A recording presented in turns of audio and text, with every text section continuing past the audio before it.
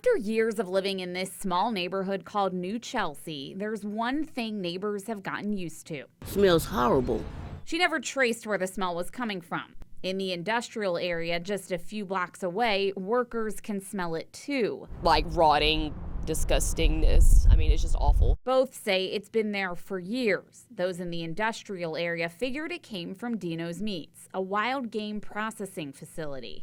But then someone noticed something very disturbing in a lot behind Dino's. Take a look. They found hundreds of deer carcasses piled on top of each other, left to rot. You'll literally see dogs running by with like bones in their mouths, and they're like wild dogs that are aggressive. She says those who work in the area started making calls, first to the Shelby County Health Department, then to the Tennessee Department of Agriculture. When they couldn't get answers, they called the WREG problem solvers. They should be fined and cleaned up and shut down probably. What do you think of that in your neighborhood? That's gross. That needs to be stopped. You can hurt innocent people like that. We tried multiple times to speak with someone at Dino's, but no one came to the door or called us back.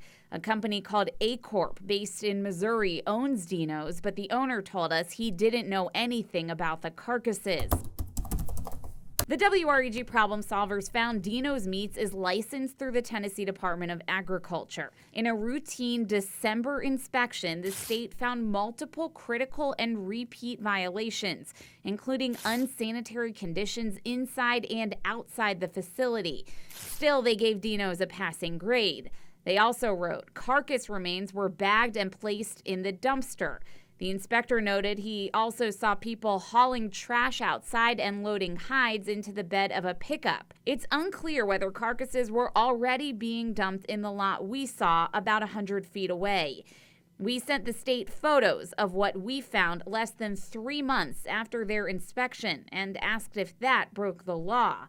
We didn't get a straight answer. Instead, the Tennessee Department of Agriculture did a follow-up inspection. Here's what they sent us from that visit. It says Dino's operator Jeff McBride told them he hasn't had a carcass removal dumpster for 2 years. Instead, he was throwing the carcasses onto another lot he owns, even though records show Dino's does not own the land where the dumping occurred. The state says they told him he had to put the animal remains in covered containers. McBride promised to have a company bring in a bulldozer and cleanup equipment in the next week. But a week later, when the problem solvers checked, nothing had changed. That's obviously totally unacceptable. Ruha Nagra is the director of the Environmental Justice Clinic at the University of Utah.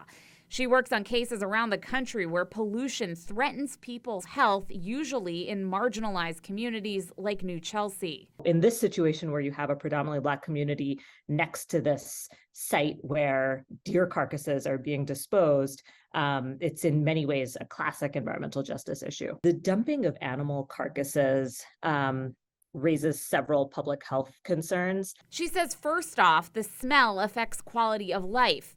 Plus, she says when carcasses decompose, they release bacteria that can contaminate the water supply.